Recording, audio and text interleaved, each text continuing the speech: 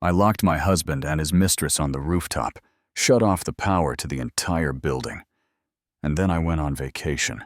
No screaming, no crying, no throwing things, just 36 minutes that turned our whole world upside down. Before you judge me, let me tell you exactly how I got there, and what that revenge really cost me. My name is Sydney, and this is the story of how I went from being the quiet wife behind the scenes to the woman who destroyed her billionaire husband's life, and then had to figure out what to do with the emptiness that came after. Yeah, that happened. That night started like 100 others. It was a Tuesday, almost midnight, and I was sitting at our dining table with my laptop open, wrapping up work for my husband's company, the company my grandmother's inheritance had funded. Justin was working late at the office again, or at least that's what he'd texted. 7 years of marriage, and I'd heard that line so many times, it barely registered anymore. You know what I mean. Around 11:45 p.m., I got up to refill my water and noticed a soft glow through the curtains, that warm kind of glow you get from string lights. It was coming from our building's rooftop. I froze because I knew exactly what lights those were. I'd spent an entire weekend hanging them myself, climbing a ladder, while Justin sat on a lounge chair sipping wine and calling it our romantic project. Little did I know, something in my chest tightened. Call it intuition. Call it the Holy Spirit. Call it every red flag I'd ignored piling up all at once. I put my glass down, walked out of the penthouse, and started climbing the final flight of stairs to the rooftop. I will never forget what I saw when I opened that door. Justin was standing under those string lights, his hands tangled in the hair of our neighbor Hal from 14C, the pretty one who always smiled too long in the elevator and knocked on our door asking to borrow sugar in full makeup at 8 a.m. They were kissing like teenagers, her body pressed against his thumb running along her jawline in that exact same way he used to do to me when he wanted to make me melt. I stood there in the doorway and watched, not for 1 second, not 5. I counted to 30 in my head, just watching, taking mental snapshots, collecting evidence. The way she laughed, breathless and fake. The way he looked at her like she was the center of his universe. The way they did it on our rooftop, under my lights, like our marriage wasn't even real. If it were you, what would you have done right then? Would you scream? Run at them? Throw something? Break down? Crying. Me, I felt nothing. That was the terrifying part. My heart rate didn't spike. My hands didn't shake. I didn't burst into tears. It was like someone had flipped a switch and turned all my emotions off. All I had left was cold clarity spreading through my chest like frost on glass. So I did something I never knew I was capable of. I stepped back into the stairwell, and as calmly as if I were closing a cabinet, I pulled the rooftop door shut. Then I locked it. The metal latch clicked this small sound that somehow echoed down the concrete like a verdict. I tested the handle once, twice. Solid. They were locked up there. They still hadn't noticed. I walked down 1 flight to the 2nd floor, to a door most residents never think about, the electrical room. 6 months earlier, when little things started feeling off, late nights, weird credit card charges, Justin hiding his phone, I'd had a master key made. He never knew. That key slid into the lock like it belonged there. When I opened the door, I was staring at the building's nervous system. Rows of breaker switches all humming very quietly, controlling every hallway light, every elevator, every outlet. We were paying $3,800 a month to live above our means, as Justin used to brag. Suddenly, I felt like I owned that whole building. I started flipping switches, living rooms, bedrooms, hallways, elevators, rooftop. Click, click, click. I left only the fire systems on because I'm not a murderer. I just wanted them uncomfortable, not dead. With every breaker I shut off, the building slipped deeper into darkness. Somewhere above me, muffled through concrete, I heard Belle scream high and panicked. My face stayed exactly the same. I locked the electrical room, put the key back in my pocket, and walked up 15 floors. In the dark, one hand trailing along the wall, my heels ticking against the steps like a metronome, counting down the end of my old life. In our penthouse, I turned on my phone flashlight. The beam slid over our California king bed. The frames on the wall, smiling faces from vacations, anniversaries, his late nights at the office where I'd believed every word. Suddenly, those photos didn't look like memories. They looked like evidence of my own stupidity. I opened the closet, pulled out a small carry-on suitcase, and started packing.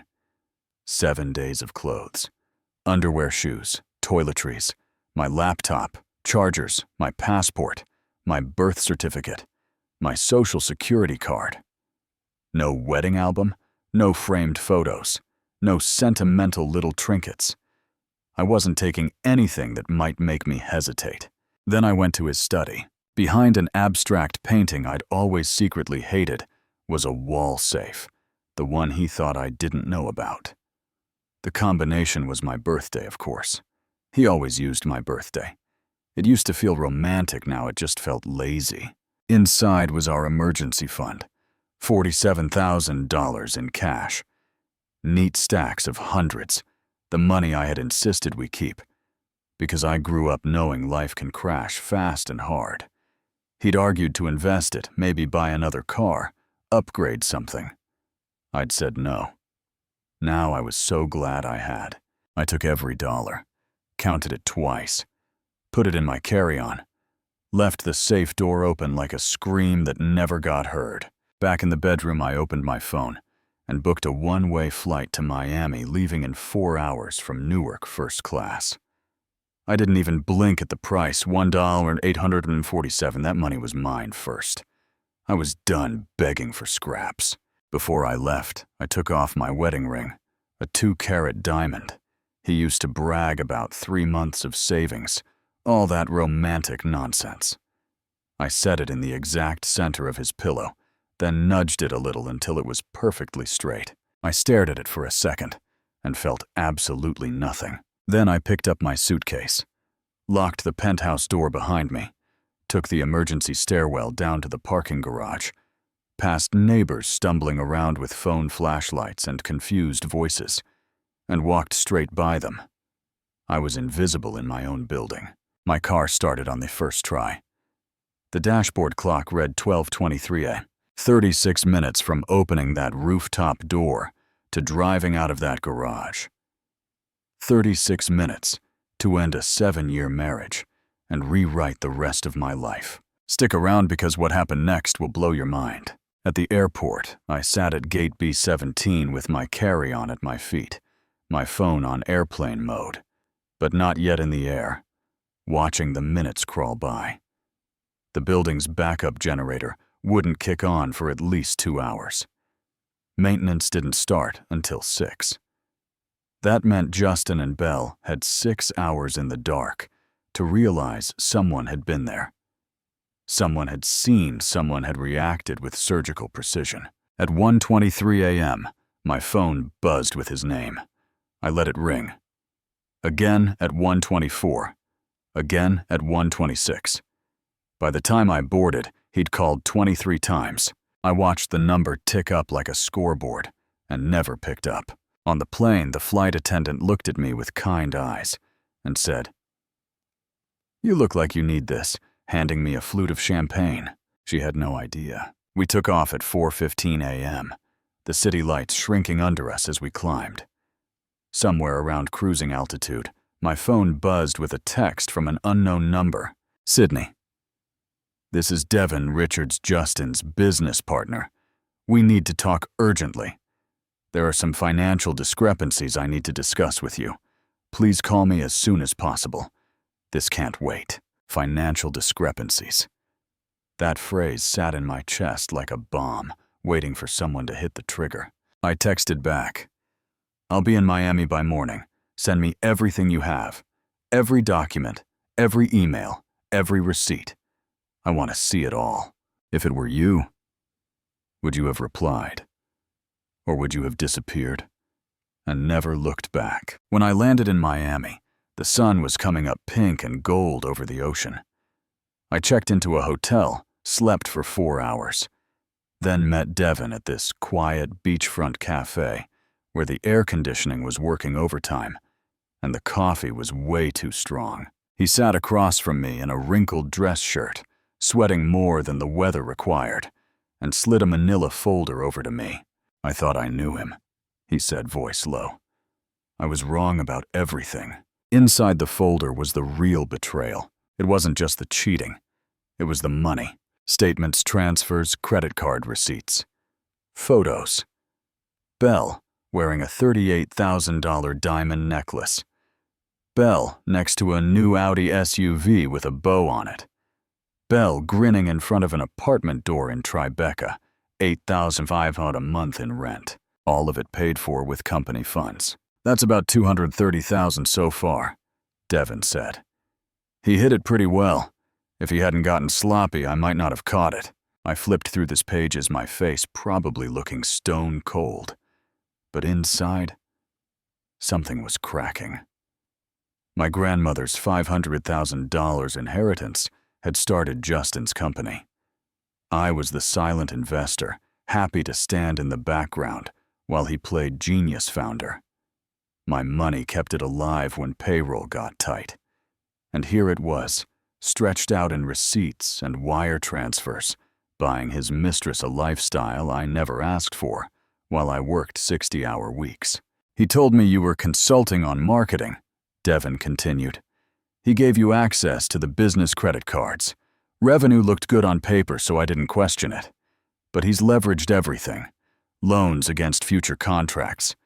If we don't land this big government contract next quarter, we're bankrupt in 6 months. I didn't yell. I didn't make a scene. I just said, I want a complete forensic audit. 3 years. Every transaction, every email, every client meeting. Devin stared. That's going to take weeks and cost upwards of 50 grand. I don't care what it costs, I said. My money built that company. I want proof that will stand up in court.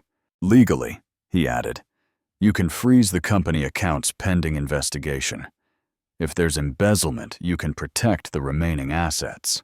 Do it today, I said. Freeze everything before he moves one more penny. He nodded and left to make calls. That afternoon in my hotel room, my phone finally lit up with Justin's number getting through whatever blocks I'd set. Because this time he was calling from another line. Sydney. Thank God, he started, voice frantic. Where are you? What happened? I've been trying to reach you for a week. The police thought something happened to you. I filed a missing persons report. I saw you, I cut in calmly, on the rooftop, with Belle, 11:47 p.m. last Tuesday. I stood there for 30 seconds and watched you kiss her under lights that I hung. Silence. Heavy, ugly, dense. Sydney, I can explain, he said finally. It was a mistake she kissed me. I was confused. It didn't mean anything. You embezzled $230,000 in company funds to buy gifts for your mistress, I said. Devin's doing a full forensic audit. As of 3 hours ago, all company accounts are frozen. Tomorrow we're filing for legal separation of business assets. I'm taking my investment back, Justin. Every penny. You can't just... I can, I said. I'm the majority investor. My grandmother's inheritance started that company. My money kept it running. You stole from me to impress another woman. So here's what's going to happen. If you come anywhere near me, hotel security will remove you. If you contact me again after this call, I'll file a restraining order. If you touch company accounts, I'll have you arrested for embezzlement. Do you understand? Sydney, please. I hung up. Blocked the number. Then I called Devin back. How fast can we move the IP into a new structure? I asked. Something Justin can't touch. With the right lawyers, maybe 3 weeks, he said. Why? Because I'm not rebuilding Justin's company, I replied. I'm building my own, and he's not invited. Do you think that's fair? Or do you think I went too far? 2 days later, life handed me gasoline for the fire. I got a call from a woman named Rebecca Chen, CEO of TechWave Solutions, one of Justin's biggest competitors. Her tone was calm sharp, the kind of woman who doesn't waste words. "We've been watching Gaffney Technologies for a while," she said. "More importantly, we've been watching you. We know you're the silent investor, and from what we can see, the strategic mind behind most of the smart decisions." Then she hit me with it. "We'd like to offer you the position of Chief Executive Officer at TechWave. 400,000 base plus equity full operational control. And in case it sweetens the deal, we're based in Atlanta, which means you'd be going head-to-head with Justin for every major contract in the Southeast. You know that tiny voice that asks, 'Is this petty?' And the louder voice that says, 'I do not care.' Send me the terms," I said. "I'm listening." Within 3 weeks, I had packed up my life, moved to Atlanta, and taken the job. Devin joined as my COO. He brought along half of Justin's best people, the engineers and developers who were tired of doing the real work while Justin took the credit. We didn't just compete. We went on offense. We studied Justin's client list line by line. We called their accounts, offered better terms, better service, and then actually delivered. We underpriced him enough to hurt, but not enough to sink ourselves. We hit every deadline. We answered calls at 2 a.m. We saved clients money and made them look good to their bosses. Every week, Devin came into my office with updates. 3 more clients signed with us. His revenue is down another 18. He's calling people, personally offering desperate discounts, begging them to stay. And while his company bled out, the flowers started arriving. Every Monday morning, without fail, 24 white roses would show up at the front desk of my new office. My favorite flower. Always from Justin, with some handwritten note about how sorry he was, how much he loved me, how he'd spend the rest of his life making it up to me. At first I read the cards. Then I didn't. I had my assistant Tasha send the flowers to the hospital across the street. At least someone should get something nice out of this mess. The cards went into a drawer I swore I'd never open, and still something in me kept them. Then came the big one. The twist that changed the stakes for both of us. The federal government announced a massive infrastructure project, $50 million over 5 years. Whoever landed this contract would own the market. It was all Justin had been talking about for months, building his entire financial recovery plan around it, taking out loans based on revenue he didn't even have yet. He was the early favorite, on paper. Then the invitation hit my inbox. TechWave Solutions has been selected as a finalist. Finalist. As in us. Justin's company. And one other smaller firm. All 3 of us scheduled to present. Back to back. In the same room. If that's not karma, I don't know what is. The day of the pitch. The conference room at the federal building felt like a courtroom. Fluorescent lights, long table stiff chairs, panel of officials with poker faces, and stacks of notes. The first company went up. Nice enough people, decent slides.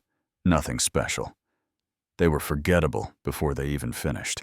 Then it was Justin's turn. I watched him walk up to the podium, in a suit that used to fit him perfectly, now hanging a little loose around his shoulders. There were dark circles under his eyes. His hands shook just enough to notice when he clicked through his slides. His presentation was polished on the surface and rotten underneath. Big promises. Dramatic language. But the numbers didn't make sense. His prices were so low they practically screamed, "I'm desperate." Even the government people who see aggressive bids all the time exchanged uneasy looks. Halfway through, his eyes flicked over to me. Just for a second. I saw everything. Regret. Panic. Grief, love. Shame. This hollow kind of surrender. I met his gaze with nothing. Just a blank, controlled face. He finished to polite applause, walked back to his seat with unsteady shoulders, and sat down without looking at me again. Then it was my turn. I walked to the podium like I owned the building. Not because I was arrogant, but because I refused to shrink around a man who had burned me. "Good afternoon," I said. "I'm Sidney Young, CEO of TechWave Solutions. We're not here to tell you what we hope to do. We're here to show you what we're already doing." For 45 minutes, my team and I walked them through actual numbers. Real projects, live demos that didn't crash. We showed timelines, contingency plans, risk mitigation. Every question they asked, we answered with receipts. By the time I finished, I didn't need them to deliberate to know we'd won. But they stepped out anyway. In the hallway, I could feel Justin standing somewhere behind me like a storm cloud. He finally walked over and said, voice tight, "You were incredible in there. I never saw you present like that before." "You never wanted to," I replied. "You liked being the smartest person in the room." "Please," he said, dropping the bravado. "If you land this, I'm done. I'm already laying people off. If I lose this contract, it's over. There's no coming back. Please." "Sidney, I know I don't deserve anything from you, but think about the people working for me, the families." "Where was this concern?" I asked softly. "When you were stealing from the company to buy your mistress a condo.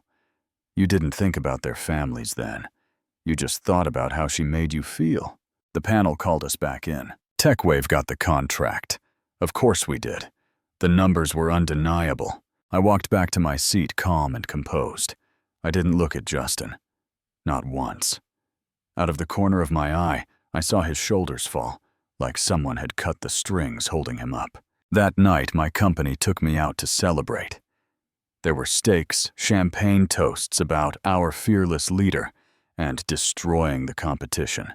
I smiled, said all the right things, raised my glass at the right times, and left the party early. Because inside there was that same familiar feeling. Nothing. You ever win something big? Something you thought you wanted so bad? And feel absolutely nothing when you get it. That emptiness hit me hard. And then I made a choice that some people will say was too cruel. Banks and creditors started circling Justin's company within days. He was overdue on loans behind, on payments holding an asset that suddenly didn't look like it would generate the revenue he'd promised. My investment broker called. "Some of Gaffney Technologies' debts are going bad," he said. "If you want, we can buy them at a discount. The creditors just want out at this point." I knew exactly what that meant. If I bought enough of that debt, I wouldn't just be his ex-wife and rival CEO. I'd be his main creditor. I'd control his company's fate more than he did. So I told my broker, "Buy everything they'll sell you. Use a shell corporation. I don't want my name on it yet." By Friday afternoon, I controlled 70% of his outstanding business debt. On Monday morning, I called an emergency board meeting. Justin was invited. Legally, he had to be there. He walked into the TechWave conference room, looking like a man walking into his own execution. Same suit, same haunted eyes. He sat in a corner chair silent. "Gentlemen," I said once everyone had taken their seats, my voice all business. "As of last week, my investment vehicle acquired controlling debt in Gaffney Technologies. Today, we are exercising our right to force immediate restructuring. Effective immediately, that company will be dissolved. All patents and intellectual property will be transferred to TechWave Solutions in exchange for satisfying outstanding debt obligations. Remaining assets will be liquidated to cover the rest." We voted. Unanimous. No one looked at Justin. When the room emptied, he stayed sitting, his hands in his lap, staring at nothing. His company, the thing he'd poured his ego and my money into for years, was gone. Just like that. I walked up to him. "Mr. Gaffney," I said, cold and professional. "You're officially out of business. Security will escort you to your former office to collect personal items. Please be done by the end of the day." I turned and walked away. Do you think that was justice or revenge? Here's the part I didn't expect. After that, after the flowers, the rotting company, the government contract, the dissolution. There was nowhere left for my anger to go. I had won. Completely. And I still felt dead inside. A few weeks later, my lawyer mentioned something else. "By the way," he said, "Belle's been trying to reach you. She's called the office 4 times. Claims she's pregnant and needs money to go away quietly." I laughed. Actually laughed. "Set up a meeting," I said. "I'll handle it." We met in a glass-walled conference room at TechWave, where everyone could see us, but no one could hear. Belle walked in wearing designer clothes that didn't quite fit any more scuffed heels, a smeared mask of the woman who used to strut past my door like she owned the hallway. "I know you hate me." She started wringing her hands. "You have every right to hate me, but I'm 3 months pregnant with Justin's baby, and after you destroyed him financially, he dumped me. I need money. $500,000, and I walk away quietly. If you don't pay, I go public. I'll tell everyone you ruined a child's life out of spite." I just looked at her. "You're lying," I said calmly. "Try again, but this time, tell the truth." She stuttered something about ultrasound photos. I pulled out my phone and opened a file from a private investigator I'd hired overnight. "In the last 2 years," I said, "you've tried this exact scam on 3 other men. Boston, Chicago, New York. You lied about being pregnant to get payouts. One man paid you $80,000. The others threatened to go to the police. I have copies of those reports, your fake medical records, and a very nice little compilation of your history."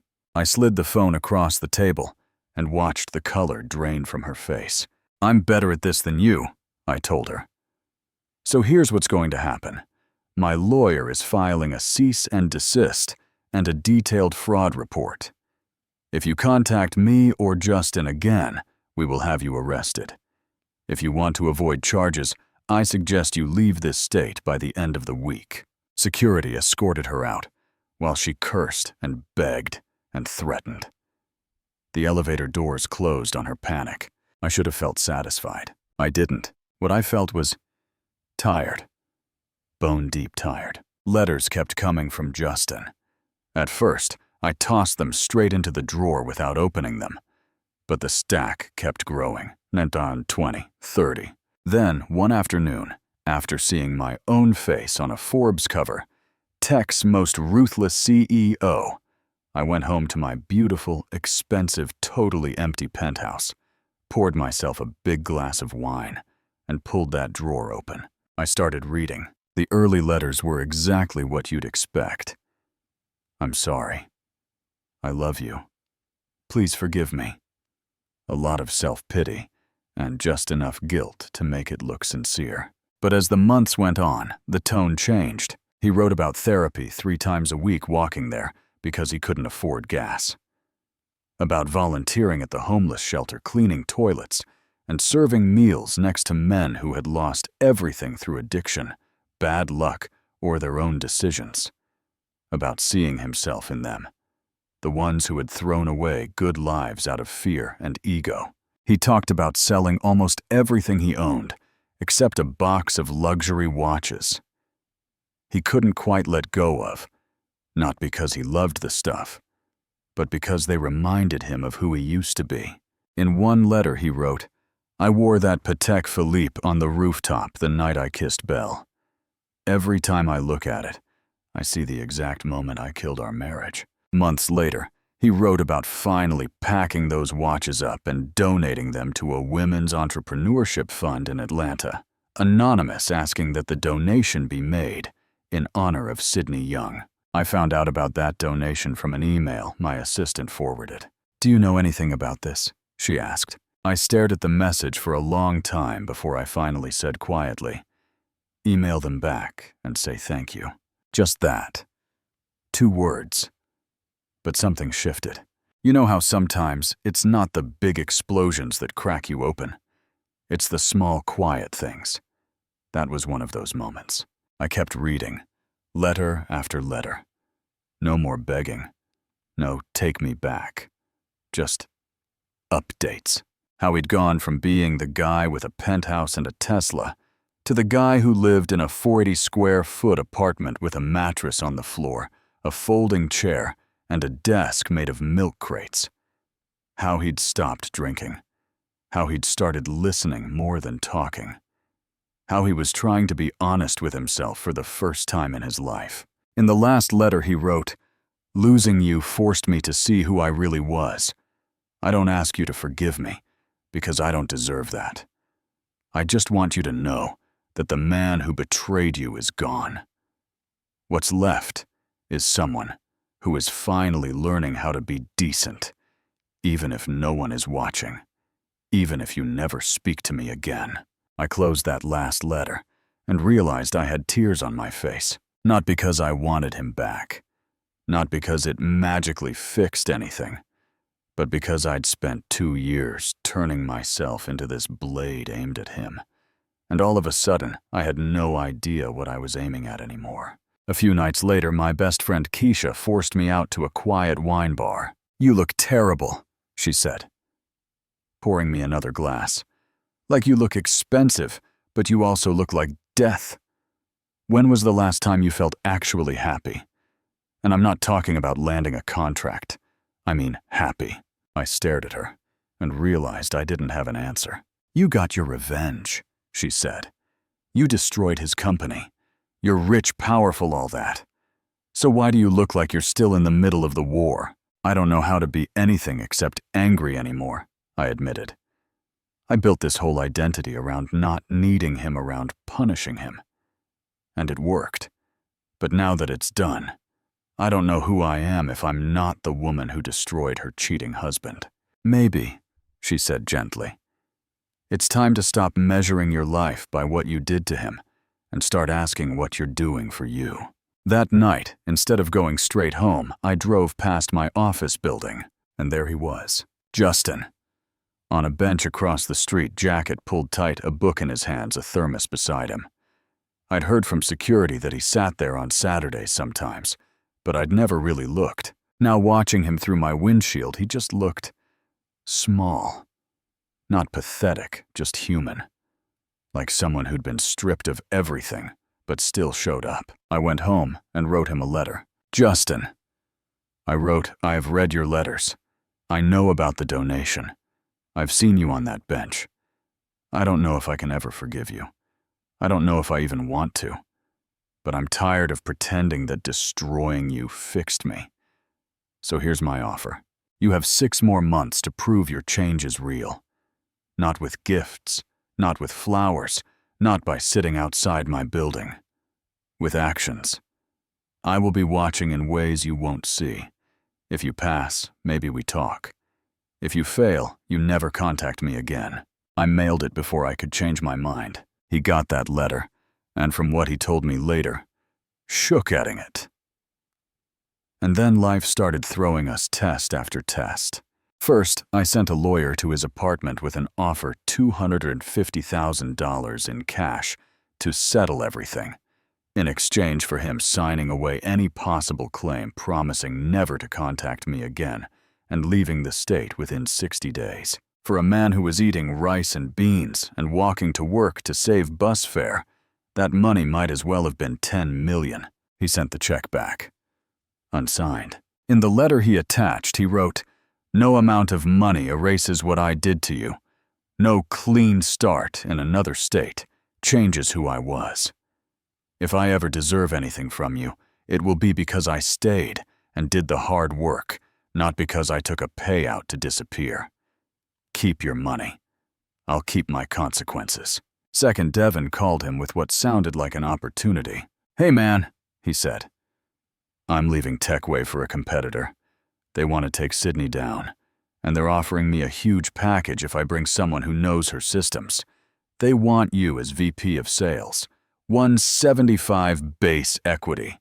We'd need some insider information about TechWave's pricing clients' roadmaps, you know."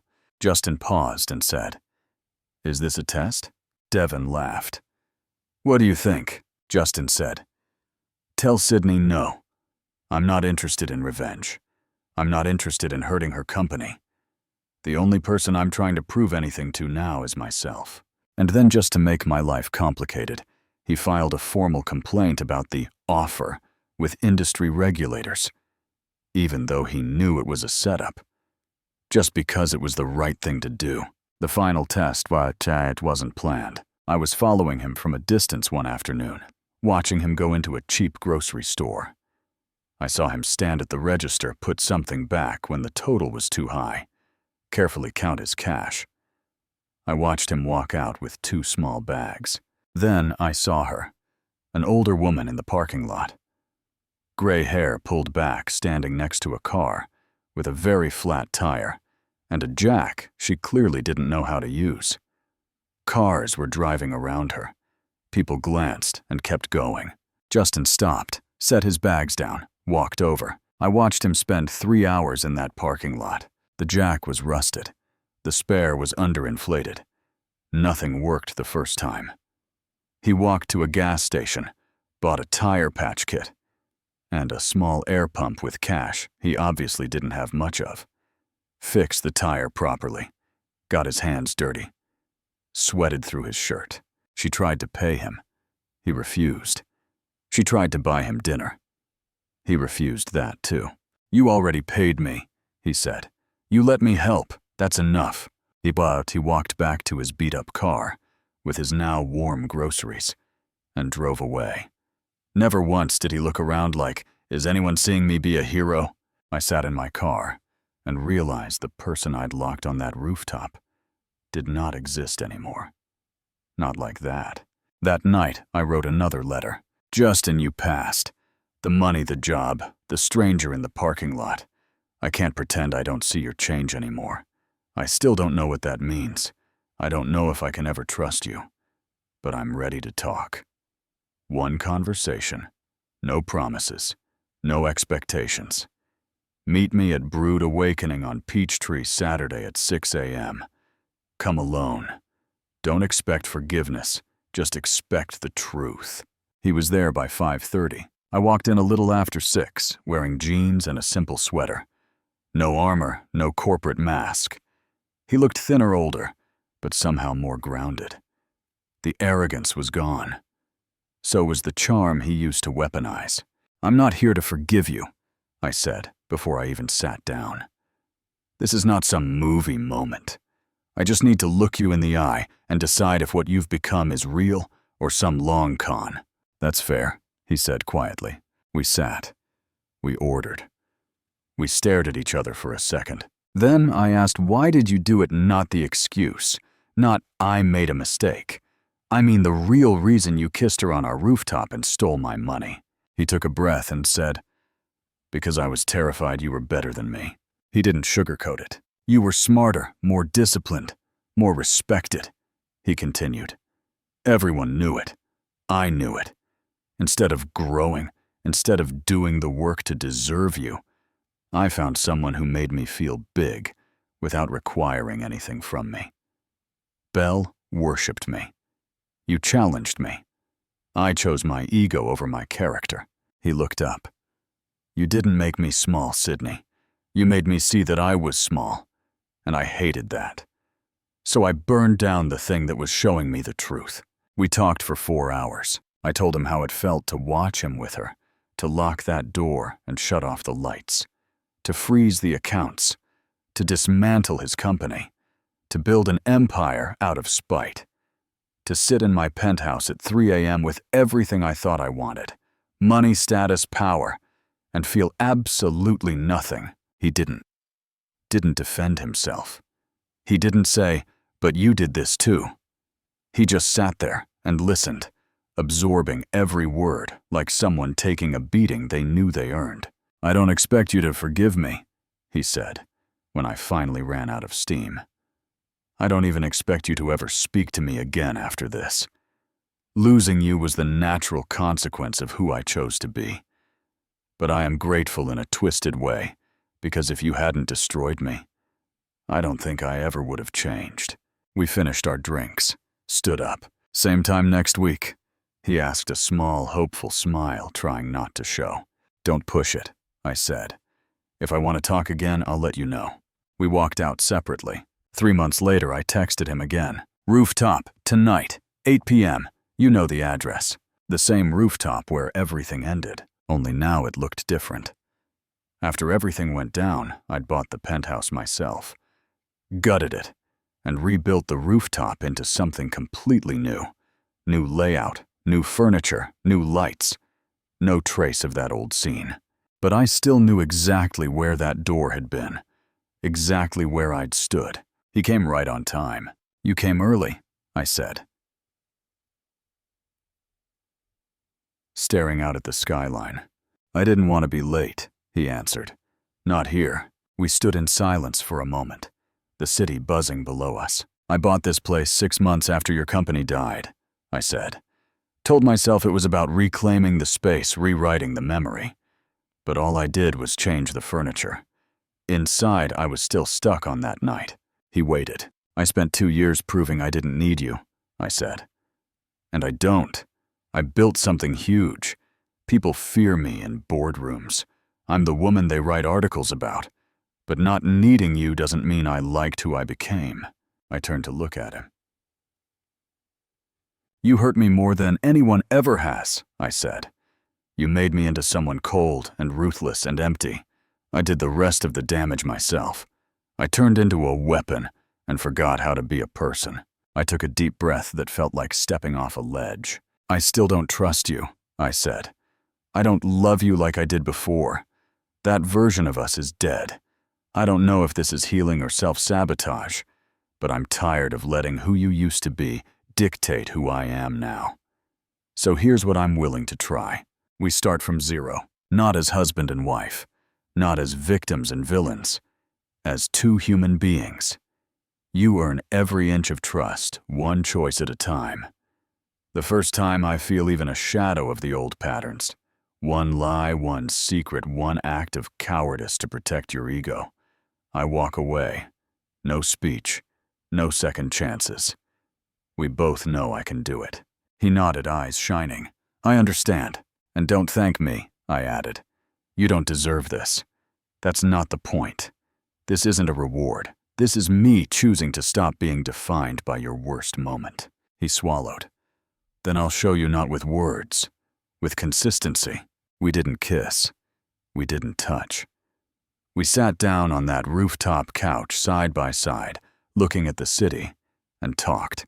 He told me more stories from the shelter, from therapy, about learning to apologize without expecting forgiveness, about helping people who would never know his past or care. I listened, and for the first time in a long time, I felt something that wasn't rage or emptiness. I felt hope. Small, fragile, terrifying, but real. Not a fairy tale, not a guarantee, just the possibility that maybe instead of being 2 separate wreckages, we might one day be 2 rebuilt people who chose to stand near each other again. Not because we needed to, because we wanted to. So that's my story. I locked my husband and his mistress on a rooftop. Shut off the lights.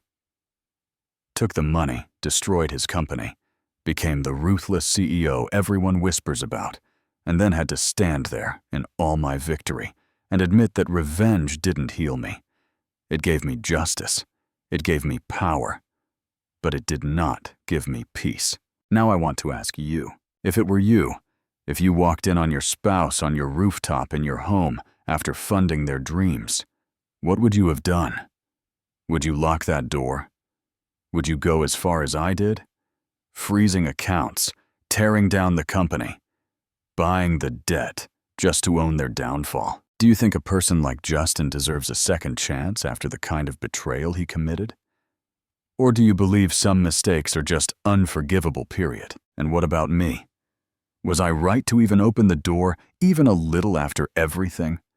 Or does giving a man like that any chance at all send the wrong message? I really want to hear what you think. So let's talk about it. Drop a comment and tell me, was this justice, cruelty, healing, or all 3 at once? Have you ever been betrayed like this? Or have you ever been the one who broke something you couldn't fix? What did you do? And what do you wish you had done? If my story hit something in you, hit like, share this video with someone who might need to hear it, and subscribe. so you don't miss the next story. Tell me if you'd lock that rooftop door, or if you'd walk away and never look back. Because at the end of the day, this isn't just about me and Justin. It's about what we think love is worth, what we think justice looks like, and how far a person can go in revenge before they start destroying themselves too.